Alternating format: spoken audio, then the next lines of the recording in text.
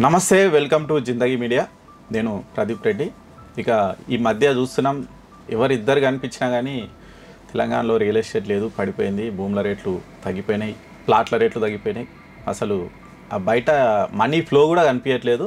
చాలామంది, ఒకరు ఇద్దరని కాదు, ఎంతమందిని చాలా మా ఫ్రెండ్ సర్కిల్లో కావచ్చు, ఇంకెవరినైనా అడిగినా కానీ లేదు, అసలు రియల్ ఎస్టేట్ నడుస్తలేదు అంటున్నారు. గవర్నమెంట్ లెక్కలు కూడా అట్లే ఉన్నాయి. ఎందుకంటే ఆ రియల్ ఎస్టేట్ నుంచి వచ్చేటువంటి ఆదాయం, రిజిస్ట్రేషన్ ఆదాయం కూడా భారీగా పడిపోయింది. మరి ఈ పరిస్థితి ఎప్పుడు మంచి అవుతుంది? ఓన్లీ తెలంగాణలోనే ఉందా పరిస్థితి? దేశవ్యాప్తంగా ఇట్లే ఉందా? అసలు దీనికి కారణాలు ఏంటి? ఎప్పుడు మళ్ళీ రియల్ ఎస్టేట్ పుంజుకోవచ్చు? మనతో మాట్లాడడానికి మన స్టూడియోకి వచ్చారు రియల్ ఎస్టేట్ నిపుణులు, మన ఫైనాన్స్ అడ్వైజర్, అడ్వకేట్ గారు వాకటి కృష్ణ గారు మన స్టూడియోకి వచ్చారు. నమస్తే కృష్ణ గారు. నమస్తే అండి ప్రదీప్ గారు. కృష్ణ గారు, అసలు ఏంటి నిజంగా అంటే రియల్ ఎస్టేట్ గతంలో అప్పుడెప్పుడో కరోనా టైంలో ఇటువంటి పరిస్థితి అనిపించింది, మళ్ళీ బాగా డల్ అయిపోయింది, బయట కూడా చూస్తున్నాం. అసలు ఏంటి దీనికి రీజన్ ఏంటి? కరోనా టైంలో కూడా పరిస్థితులు బాగుండి రిజిస్ట్రేషన్స్ బాగా జరిగినాయి. కరోనా పరిస్థితుల కంటే కూడా గడ్డు పరిస్థితులు చాలా ఉన్నాయి. మెయిన్ ఎఫెక్ట్ అంటే రెండు చెప్పొచ్చు. ఒకటి మెయిన్ 6 months అసెంబ్లీ ఎలక్షన్స్, ఒక 4 months plus parliament elections 4 months, అంటే 8 months, దాదాపు 6 to 8 months ఈ ఎలక్షన్ ఎఫెక్ట్ ఉంటుంది. దాని తర్వాత ఏమైందంటే, ఇంతకుముందు బీఆర్ఎస్ ప్రభుత్వం ఉండే గత 10 సంవత్సరాల పాటు 2 దఫాల పాటు గవర్నమెంట్ ఏం చేసిందంటే రకరకాల policies, IT policies, education policies, IT సెక్టార్లు అన్ని జిల్లాల్లో ఐటీ కార్డర్స్ రావడం వల్ల రియల్ ఎస్టేట్ అనేది బాగా పెరగడం జరిగింది. కొత్త జిల్లాలు 33 జిల్లాలు ఇచ్చిండు. ప్రతి ఒక్క జిల్లాకు మెడికల్ కాలేజీలు, తర్వాత కలెక్టర్ ఆఫీసులు ఇవ్వడం వల్ల ఏమైందంటే రియల్ ఎస్టేట్ అనేది ఎకరా కాస్త డబుల్ కావడం జరిగింది. వాస్తవ పరిస్థితి. ఇక్కడ ఏం జరిగింది అంటే, ఇక్కడ ఇండియా మొత్తం తీసుకుని ఉంటుంది 80 to 90% మ్యాక్స్ ఒక ఢిల్లీ, తర్వాత గోర్గావ్, తర్వాత కొన్ని పరిస్థితుల్లో తప్ప మార్కెట్ అనేది స్టాగ్నెంట్గా ఉంది. ఇప్పుడున్న పరిస్థితులు ఏంటంటే గవర్నమెంట్ మారింది. అవును, మెయిన్ రీజన్ ఏంటంటే, ఫస్ట్ ఎలక్షన్ స్టంట్ అనుకుంటే అదే బీఆర్ఎస్ గవర్నమెంట్ ఉంటేనేమో అదే పాలసీలు కంటిన్యూ అవుతుంటే పెట్టుబడి పెట్టేవాళ్ళు రావడానికి అవకాశం ఉంటుంది. నెంబర్ 2 ఏంటంటే గవర్నమెంట్ మారింది. ఖచ్చితంగా గవర్నమెంట్ మారినప్పుడు గత 2 సంవత్సరాల తర్వాత ఒక గవర్నమెంట్ ఉంటే, ఇప్పుడు గవర్నమెంట్ మారినప్పుడు మినిమం తక్కువ 14 months to 18 months వరకు మార్కెట్ అనేది, అంటే గవర్నమెంట్ ఏం పాలసీలు తీసుకొస్తుంది, ఏ జిల్లాలో తీసుకొస్తుంది, ఏ జిల్లా సీఎం ఉన్నాడు, ఏ జిల్లా మినిస్టర్ ఉన్నాడు, ఇవన్నీ క్రైటీరియా కిందకి వస్తాయి. కాబట్టి పెట్టే మార్కెటర్లు కూడా, ఇన్వెస్టర్స్ కూడా ఏం ఆలోచన చేయాలంటే, కొంచెం అంటే పేషెన్స్ పట్టాలి. ఈవెన్ మార్కెట్లో ఏమవుతుందంటే, నేను మహబూబ్నగర్లో కానీ, హైదరాబాద్లో కానీ, రంగారెడ్డిలో కానీ మనము చెప్తూ ఉంటాము, మార్కెట్లో ఈవెన్ కొన్ని మంత్లో సంవత్సరానికి రియల్ ఎస్టేట్ రంగంలో మినిమం ఒక 40,000 crores వస్తుంది. ఓకే, ప్రయాణము తెలంగాణ గవర్నమెంట్కు మెయిన్ అసెట్ ఏంటి అంటే 40,000 crores వస్తుంది. ఇంకొకటి ఏంటంటే, ఇప్పుడు వచ్చిన కొత్త గవర్నమెంట్ ఏం చేస్తుందంటే 6 పథకాలు తీసుకురావడం జరిగింది. 6 పథకాలకు సుమారుగా ఇంచుమించు 60,000 నుంచి 70,000 కోట్లు కావాలి ప్రయాణం. అంటే ఈ సంక్షేమ పథకాలపైనే గవర్నమెంట్ ఫోకస్ పెట్టింది. ఎప్పుడైతే గవర్నమెంట్ కొత్త పాలసీలు, అంటే ఎంఎస్ఎంఈ పాలసీలు కానీ, ఫర్ ఎగ్జాంపుల్ కంప్లీట్గా తెలంగాణ మొత్తంలో రియల్ ఎస్టేట్ పర్తిగా డల్ అయింది. కానీ గవర్నమెంట్ కొత్త పాలసీ తీసుకొచ్చినప్పుడు పాజిటివ్ చెప్పాలంటే, కాంగ్రెస్ గవర్నమెంట్ వచ్చిన తర్వాత ఫర్ ఎగ్జాంపుల్ ఈ ఆదిబట్ల, రావిర్యాలు, కొంగరకాలను, కందుకూరు, బేజరింక, ఇట్లు కల్వకుర్తి రూట్ తీసుకుంటే అక్కడ ఫార్మాసిటీ ఉన్నప్పుడు ఇంచములు బాగుండే. గవర్నమెంట్ మారింది. ఇప్పుడు సీఎం రేవంత్ రెడ్డి గారు స్కిల్ యూనివర్సిటీ తీసుకురావడం జరిగింది. శాటిలైట్ సిటీస్ వస్తున్నాయి, మళ్ళీ కొత్త హైదరాబాద్ తీసుకొస్తామని చెప్పారు. అక్కడ 4th సిటీ అని చెప్తున్నారు. అందువల్ల ఏమవుతుందంటే, అక్కడ మేము గమనించినంత వరకు మామూలు జీపీ లేఅవుట్ కూడా, అంటే ఎల్ఆర్ఎస్ కట్టిన ప్లాట్లు కూడా 8,000 కాస్త ఇప్పుడు 30-40,000 అయినాయి. అంటే ఇక్కడ కందుకూరు అంటే గవర్నమెంట్ ఎక్కడైతే పాలసీ తీసుకొస్తుందో అక్కడ రియల్ ఎస్టేట్ పెరగడానికి అవకాశం ఉంటుంది. ఇది ఇప్పుడు మీరు అన్నట్టు ఇప్పుడు కందుకూరు ఏరియాలో రియల్ ఎస్టేట్ మంచి నడుస్తుంది. అంటే ఈవెన్ ఎక్కడ నుంచి, వరంగల్ నుంచి, విజయవాడ నుంచి, తర్వాత ఇక్కడ మహబూబ్నగర్ నుంచి, మక్తల్ నుంచి ఇటు వెస్ట్ హైదరాబాద్ పెరిగింది. ఇంతకుముందు గవర్నమెంట్ ఉన్నప్పుడు, కేసీఆర్ గవర్నమెంట్ జహీరాబాద్ దగ్గర నిమ్జు గజ్వేల్ ఏరియా ఆ రూట్ లో బాగుండే. ఇంతకుముందు ఎట్లా ఉండే అంటే వెస్ట్ హైదరాబాద్ ఉండే. అంటే గవర్నమెంట్ పాలసీ ఎక్కడైతే వస్తున్నాయో అక్కడ మ్యాక్స్ రియల్ ఎస్టేట్ పెరగడానికి అవకాశం ఉంటుంది. సో అలాగే ఇప్పుడు స్కిల్ యూనివర్సిటీ ప్రకటించిండు, ఒక 100 కోట్లు శాంక్షన్ చేసిండు. సుమారుగా 19,333 ఎకరాల ఈ ఫార్మాసిటీలో శాటిలైట్ సిటీ, కొత్త సిటీ సృష్టించడం జరుగుతుంది. కాబట్టి ఇక్కడ నుంచి, అంటే కందుకూరు నుంచి ఇటు యాచారం, విజయవాడ హైవే వరకు మంచి మార్కెట్ రావడానికి అవకాశం ఉంది ఫ్యూచర్లో. ఇప్పుడు కొత్త గవర్నమెంట్ ఏం చేసిందంటే, హైదరాబాద్లో ఇంతకుముందు గవర్నమెంట్ ఏం ఫోకస్ చేసిందంటే, వెస్ట్ హైదరాబాదు నిమ్జు, జహీరాబాద్ దగ్గర నిమ్జు ఉంది. నేషనల్ ఇన్వెస్ట్మెంట్ మ్యానుఫ్యాక్చరింగ్ జోన్ కింద అన్ని రకాల కంపెనీలు, అమెజాన్ కంపెనీ కానీ, యూనివర్సిటీస్ కానీ అన్ని రావడం జరిగింది. కాబట్టి ఆ ఏరియా బాగా 2-3 సెజ్లు అంటే ఐటీ కారిడార్ షెడ్యూల్ ఇవ్వడం జరిగింది, బాగా పెరిగింది. అంటే గవర్నమెంట్ పాలసీ ఎక్కడైతే వస్తుంటుందో అక్కడ రియల్ ఎస్టేట్ మార్కెట్ బాగా రావడానికి అవకాశం ఉంటుంది. దాని ఎఫెక్టే మొత్తం హైదరాబాద్ మొత్తం పడుతుంది. ఈ 14 monthsలో కంప్లీట్గా హైదరాబాద్ అనేది ఏమవుతుందంటే జనాభా తగ్గట్టు కాకుండా FSP అంటాం, ఫ్లోర్ స్పేస్ ప్రొడక్ట్ అనేది చాలా ఎక్కువ కట్టడం జరిగింది. అంటే జనాభా ఒక హైదరాబాద్ జనాభా తీసుకుంటే 1.5 నుంచి 2 కోట్ల వరకు తీసుకుంటే దానికంటే ఎక్కువ స్పేస్ ఉంది మనకు. దానివల్ల ఏమవుతుందంటే అది అమ్మడపోకుండా ఫ్లాట్స్ అనేది గవర్నమెంట్ డిమాండ్ సప్లై అనేది డిమాండ్ తగ్గట్టు సప్లై ఎక్కువైంది, డిమాండ్ లేదు. అందువరకు అదొక పాయింట్. గవర్నమెంట్ మారింది కాబట్టి డెఫినెట్గా ఈ మార్కెట్ అదొకటి. రెండో ఎఫెక్ట్, మెయిన్ ఎఫెక్ట్ ఏంటంటే గవర్నమెంట్ మారింది. రెండో ఎఫెక్ట్ అంటే మెయిన్ హైడ్రా ఎఫెక్ట్ నిజంగా ఉందా? ఖచ్చితంగా హైడ్రా ఎఫెక్ట్ 100% ఉండడానికి అవకాశం ఉంది. ఎట్లా ఉంది అంటే ఫ్యూచర్గా ఇప్పుడున్న గవర్నమెంట్, పాత గవర్నమెంట్ అనేది ప్రతి ఒక్క గవర్నమెంట్ ఆలోచన చేస్తుంది, మూసీ చేయాలి, మంచి చేయాలి, సియోన్ చేయాలి, మంచి లండన్ సిటీ చేయాలని ఇంతకుముందు బీరాజ్ గవర్నమెంట్ కూడా చెప్పింది. ఈ మూసీ పరివారక ప్రాంతం ఏంటంటే వాస్తవానికి ఇది ఒక బిగ్ ప్రాజెక్ట్ అనమాట, ఇంచుమించు 1,00,000 కోట్ల ప్రాజెక్టు. ఈ ప్రాజెక్టు తీసుకొచ్చి గవర్నమెంట్ ఏం చేయాలనుకుంటుంది అంటే ఈ మూసీ పరివారక ప్రాంతాల్లో సుమారుగా 2,000 ఎకరాలు చిల్లర ఉంటుంది మొత్తం. 2,000 నుంచి లాస్ట్ నల్గొండ వరకు తీసుకుంటే ఈ ఏరియా మొత్తం డెవలప్మెంట్ చేసి ఈ పాలసీ తగ్గట్టు కొత్త పాలసీలకు అమౌంట్ రావాలంటే ఫారెన్ నుంచి ఇన్వెస్ట్మెంట్ రావాలి. ఇప్పుడున్న ఈ హైడ్రా ఎఫెక్ట్ కు ఫారెన్ నుంచి ఇన్వెస్ట్మెంట్ రావు. కాబట్టి గవర్నమెంట్ ఏదైతే కొత్త పాలసీ తీసుకొస్తుందో ఆ పాలసీలో రావడానికి అవకాశం ఉంటుంది. కానీ దీని ఎఫెక్ట్ ఏమవుతుందంటే మన రియల్ ఎస్టేట్ పైన పడుతుంది. ఈవెన్ దాదాపు ఇంచుమించు లేక్ వ్యూ అంటే ఎగరబడే వాళ్ళు ఇప్పుడు ఏమైందంటే మెయిన్ ఇప్పుడు గవర్నమెంట్ కి ఏం ఎఫెక్ట్ ఉందంటే గవర్నమెంట్ వచ్చిన తర్వాత పర్మిషన్ రిసీవ్ చేసుకున్నాయి కూడా కులగొట్టిరు. మామూలుగా బీఆర్ఎస్ గవర్నమెంట్ ఉన్నప్పుడు పర్మిషన్స్ ఉంటే ఇచ్చింటేనేమో ఓకే, ఆ గవర్నమెంట్ తప్పు చేసిందని చెప్పొచ్చు. మామూలుగా గవర్నమెంట్ అన్నప్పుడు GHMC కానీ, HMDA కానీ, తర్వాత రేరా కానీ ఇవన్నీ ఏంటంటే గవర్నమెంట్ రెగ్యులేషన్ అథారిటీ ఇన్స్టిట్యూషన్స్ మొత్తం ఇవన్నీ ఆల్రెడీ పర్మిషన్ ఇచ్చినప్పుడు ఆటోమేటిక్గా అన్ని చూసుకునే పర్మిషన్ ఇస్తారు. పర్మిషన్ ఇచ్చినా కూడా కులగొట్టిండ్రు అంటే అది పక్కకెట్టండి. కొత్త గవర్నమెంట్ వచ్చిన తర్వాత కూడా ఒక కస్టమర్ తాను సంపాదించుకున్న మొత్తం సంపాదనలో జీవితాంతంలో ఒక డ్రీమ్ హౌస్ ఉంటుంది, అది కట్టుకున్న దాన్ని నీ ప్రభుత్వంలోనే పర్మిషన్ వచ్చి నీవే కులగొడతా అనేది ఇది మొన్న హైకోర్టు కూడా రంగనాథ్ గారు కూడా ఆయనకు ఆల్రెడీ మొట్టికాయలు వేయడం జరిగింది. అవును, మీరు ఎలా చేస్తారు, మీ వాళ్ళు కూడా కాస్త చల్లబడడం జరిగింది. అంటే ఆల్రెడీ కన్స్ట్రక్షన్ అయిన ఇండ్ల జోలికి మేము పోవును. ఆ తర్వాత రెజల్యూషన్ చేసుకొని మెల్లగా పర్మిషన్ ఉన్న ఇండ్లకు, DTC పర్మిషన్ ఉన్న ఇండ్లకు, రేరా ఉన్న ఇండ్లకు కంప్లీట్గా చెరువులను నిజంగా కబ్జా కాకుండా కాపాడాలి కంపల్సరీ. వాస్తవానికి గవర్నమెంట్ చేసే పాలసీ కరెక్టే, కానీ ఈ గవర్నమెంట్ చేసే ఈ యొక్క పాలసీ వల్ల వాస్తవానికి గవర్నమెంట్ ఇప్పుడు చేయకపోతే ఏమవుతుందంటే ఏ గవర్నమెంట్ చేయదు. ఒకవేళ ఇప్పుడు చేయకపోతే ఏమవుతుందంటే ఇప్పుడు మామూలుగా మొన్న వచ్చిన మూసీ రివర్ ఫ్లడ్స్ కానీ వచ్చినాయి అనుకో, మామూలుగా గ్లోబల్ వార్మింగ్ అయిపోయి మొత్తం వాతావరణంలో వర్షాలు ఎప్పుడు పడుతున్నాయో తెలియదు. ఫ్లడ్స్ బాగా వచ్చినాయి అనుకో, ఈ మూసీ పరివారక ప్రాంతాలు మొత్తం అన్ని ఇండ్లు ఈవెన్ గచ్చిబౌలి, కొండాపూరు, ఇవన్నీ తెల్లాపూర్ చేయాల్సిందే, కంపల్సరీ చేయాలి. మూసీ నదిలో కూడా కట్టుకున్నారు ఇల్లు, బఫర్ జోన్ లో బఫర్ ఇది ఒక కట్టుకున్నారు. అవును, కరెక్ట్. ప్రస్తుతం అయితే మూసీ ఓన్లీ నదిలో ఎక్కడైతే ఉన్నాయో అవి మాత్రమే ఖచ్చితంగా చేయాల్సిందే. ఇప్పుడు చేయకపోయినా ఏ గవర్నమెంట్ చేయకపోయినా మనకైతే హైదరాబాద్ ముఖ్యంగా ఏంటంటే చెరువుల సిటీ. నిజంగా చెప్పాలంటే హైదరాబాద్ చుట్టూ ఏంటంటే ఒకప్పుడు హైదరాబాద్ బతకడానికి ట్యాంక్ బండ్ కానీ, గడ్డిపేట చెరువు కానీ, హిమాయత్నగర్ చెరువు కానీ ఇవన్నీ ఏంటంటే తాగే వాటర్, ఇవన్నీ మనకి హైదరాబాద్కి వాటర్ రిసోర్సెస్.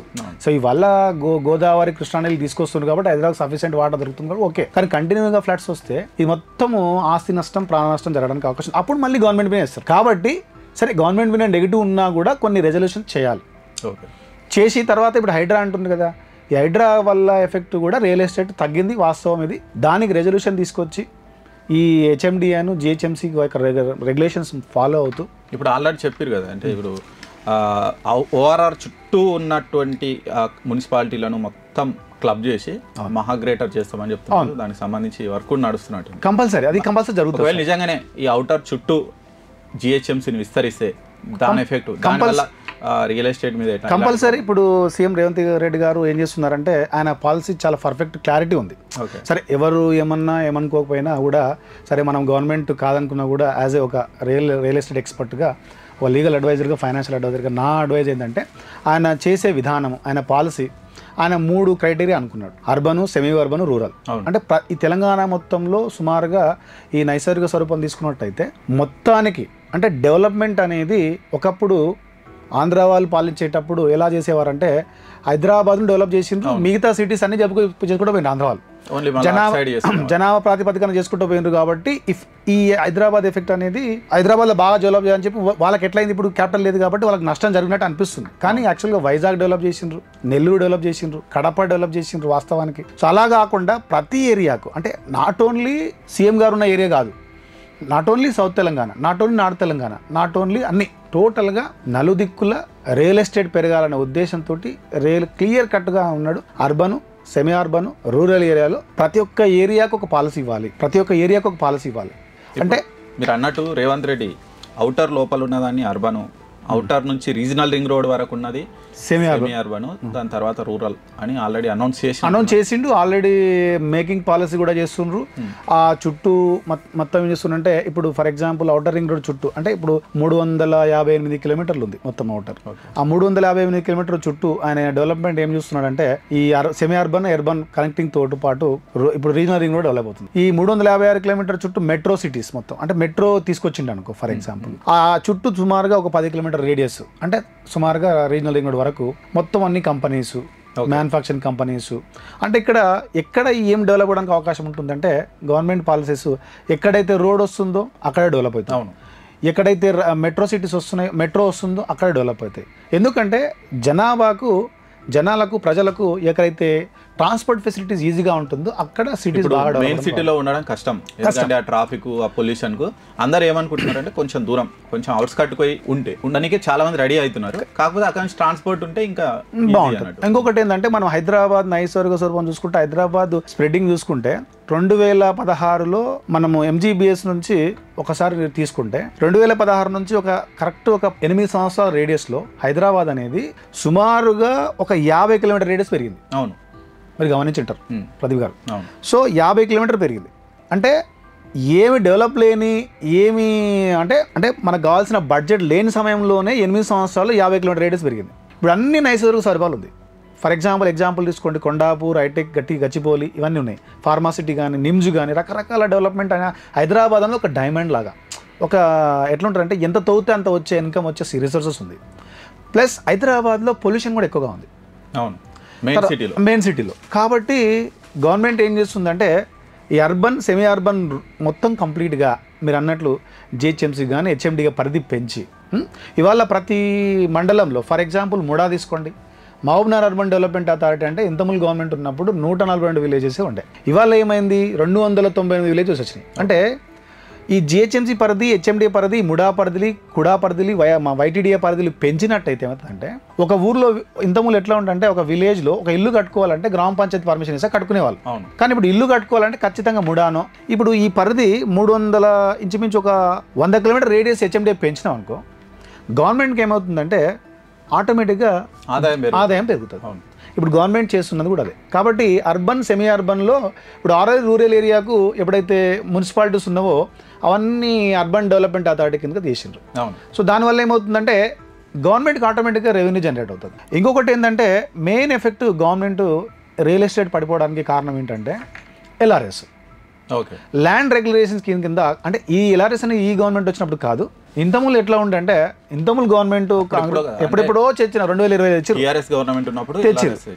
ఇప్పుడు మెల్లగా గవర్నమెంట్ ఏం చేస్తుందంటే ప్రతి ప్లాట్కు అంటే ఎక్కడ తిరిగి పాలసీలు మేకింగ్ చేయాలి, ఒక ఐటీ కార్డర్లు ఇవ్వాలి, ఒక ఎంప్లాయ్మెంట్ ఇవ్వాలి, ఒక ఎడ్యుకేషన్ హబ్ ఇవ్వాలి, ఒక మెడికల్ కాలేజ్ ఇవ్వాలి అనాలనుకుంటే గవర్నమెంట్కి ఫండింగ్ కావాలంటే మెయిన్ రిసోర్సెస్ మనకున్న ఆదాయము, మన తెలంగాణకు వచ్చే ఆదాయం, ఎక్కువ వచ్చే ఆదాయము ఒకటి స్టాంప్ డ్యూటీస్ రియల్ ఎస్టేట్ పరంగా, రెండో తీసుకుంటే లిక్కర్. అవును. సో మెయిన్గా లిక్కర్ పైన ఎక్కువ ఫోకస్ పెట్టకుండా రియల్ ఎస్టేట్ పైన ఫోకస్ చేయాలంటే ల్యాండ్ రెగ్యులేషన్ స్కీమ్ తొందరగా పెంచేసి ఇప్పుడు ప్రతి ఒక్క ప్లాట్, ఇప్పుడు ఎల్ఆర్ఎస్ లేకపోతే గవర్నమెంట్ ప్లాట్ ఇంకొకరికి ట్రాన్సాక్షన్ చేయలేదు, ఖచ్చితంగా ఎల్ఆర్ఎస్ చేయాలి. తర్వాత లేఅవుట్లు కూడా గవర్నమెంట్ కూడా మెల్లగా ఇప్పుడు నాకు తెలిసి నవంబర్ ఉంది కదా, డిసెంబర్, జనవరి 1 లోపు అందరికీ రియల్ ఎస్టేట్ పరంగా గుడ్ న్యూస్ రాబోతుంది. అంటే ఎల్ఆర్ఎస్ పరంగా అన్ని క్లియరెన్స్ చేసేసి సుమారుగా ఇంచుమించు 5 లక్షల ఎకరాలు టోటల్ గ్రామ పంచాయతీ పరంగా తీసుకుంటే 5 నుంచి 6 లక్షల ఎకరాలు ఎల్ఆర్ఎస్ కింద లాస్ట్ బిల్డర్స్ లాస్ అయిపోయి మిత్తులు కట్టుకోలేక కొంతమంది సూసైడ్ చేసుకునే సందర్భాలు కూడా ఉన్నాయి. కాబట్టి గవర్నమెంట్ తొందరగా తీసుకుంటుంది స్కీమ్, ఆ పాలసీ మేకింగ్లో రావడానికి అవకాశం ఉంటుంది. ఎవరు భయపడాల్సిన అవసరం లేదు. రియల్ ఎస్టేట్ అనేది నాట్ ఓన్లీ తెలంగాణ, ఆంధ్రాలో కానీ ఇండియాలో కానీ ఎలక్షన్ జరిగినప్పుడు ఇంచుమించు ఒక 14 నెలలు అంటే 14 months to 18 months ఈ యొక్క స్నాగ్నెంట్ ఉంటుంది. భయపడాల్సిన అవసరం లేదు. ఖచ్చితంగా ఎవరైతే ఇన్వెస్ట్ చేసుకోవాలనుకుంటున్నారో, ఎక్కడైతే కొత్త కొత్త మేకింగ్ పాలసీ వస్తుందో, గవర్నమెంట్ చెప్పే పాలసీ ప్రకారంగా ఎక్కడైతే ఇన్వెస్ట్ పెట్టాలనుకుంటారో అక్కడ పెడితే మీ ఇన్వెస్ట్మెంట్ అనేది మంచి అభివృద్ధి చేయడానికి అవకాశం ఉంటుంది. ఓకే, మొత్తంగా మీరు అన్నట్టు ఒక జనవరిలో మంచి గుడ్ న్యూస్ వినబోతుంది. ఖచ్చితంగా 100% జనవరిలో మంచి గుడ్ న్యూస్ ఉంటుందండి. ఇబ్బంది పడాల్సిన అవసరం లేదు. కాకపోతే ఇన్వెస్ట్మెంట్ పెట్టే వాళ్ళు కొంచెం ఆచితూచి ఎక్కడైతే గవర్నమెంట్ మేకింగ్ పాలసీస్ వస్తున్నాయో, నాకు తెలిసి గవర్నమెంట్ ఎక్కువగా ఎక్కడైతే ఉంటుందో సౌత్ తెలంగాణ ఎక్కువ ఫోకస్ చేస్తుంది. ఎక్కడంటే మెయిన్గా ఎందుకు సౌత్ తెలంగాణ ఫోకస్ చేస్తుందంటే ఎయిర్పోర్ట్ ఉంటుంది, ఫ్లెక్సిబిలిటీ, ప్లస్ ఏంటంటే ఇక్కడ కొత్త సిటీ అంటే టోటల్గా 4th సిటీ రాబోతుంది. ఇక్కడ నుంచి 4th సిటీ నుంచి మినిమం ఒక 50 కిలోమీటర్ రేడియస్, ఇటు విజయవాడ కావచ్చు, ఇటు ఎక్కడంటే ఇటు కొత్తకోట వరకు ఈ ఏరియాస్ మొత్తం బాగా, అంటే ఒకప్పుడు వెస్ట్ హైదరాబాద్ ఎలా డెవలప్ అవుతుందో ఈ ఏరియా కూడా బాగా డెవలప్ అవడానికి అవకాశం ఉంటుంది. సో కాబట్టి ఎవరైతే ఇన్వెస్ట్ చేయాలనుకుంటుందో కస్టమర్స్కు ఈ ఏరియా చూసుకుంటే బాగుంటుంది. హైదరాబాద్లో కూడా ఎప్పుడు ఎవరైతే ఇన్వెస్ట్ చేయాలనుకుంటుండ్రో కరెక్ట్గా పర్మిషన్స్ ఉన్న HMDA, GHMC, రేరా లీగల్గా అన్నీ ఉండి ఉన్న దాంట్లో మీరు 3-5 హైడ్రా లేకుండా ఉన్న దాంట్లో ఇన్వెస్ట్ చేసుకోండి. డెఫినెట్గా ఇప్పుడు మంచి రేటు, డెఫినెట్గా మంచి సమయము ఇన్వెస్ట్ చేసే వాళ్ళు చేసుకోవచ్చు. ఓకే, మీరు అన్నట్టు రియల్ ఎస్టేట్ వాళ్ళకు గుడ్ న్యూస్ తొందరగా రావాలని కోరుకుంటున్నాం. రియల్ ఎస్టేట్ మళ్ళీ కోలుకోవాలని కూడా మనం ఖచ్చితంగా కోరుకుందాం. మొత్తంగా ఈ ఆల్రెడీ 14 months to 18 months కాస్త స్తబ్దత ఉంటుంది గవర్నమెంట్ చేంజ్ అయినప్పుడు అని వాకిటి కృష్ణ గారు చెప్తున్నారు. మరి కృష్ణ గారు చెప్పినట్టు దాదాపు అందులో సగం టైం దాదాపు పూర్తి కావాల్సి వచ్చింది. దాంతోపాటు రేపు జనవరిలో LRS కూడా క్లియర్ చేస్తారు అని చెప్తున్నారు. నిజంగానే ఇవన్నీ కంప్లీట్ అయితే గవర్నమెంట్ కూడా ఖచ్చితంగా అవసరం. ఎందుకంటే రియల్ ఎస్టేట్ ఆదాయం పడిపోతే వాళ్ళకి ఫండ్స్ రావు, ఇబ్బంది అవుతుంది. కాబట్టి గవర్నమెంట్ కూడా ఖచ్చితంగా రియల్ ఎస్టేట్ను ఎలా లేపాలనే ఆలోచిస్తూనే ఉంటుంది. ఖచ్చితంగా ఒక 2-3 monthsలో ఇదంతా ఈ జామ్ క్లియర్ అయిపోతుంది. మళ్ళీ రియల్ ఎస్టేట్ ఊపు రాబోతుంది అంటున్నారు వాకిటి కృష్ణ గారు. థ్యాంక్ యూ కృష్ణ గారు. థ్యాంక్ యూ ప్రదీప్ గారు. Thank you.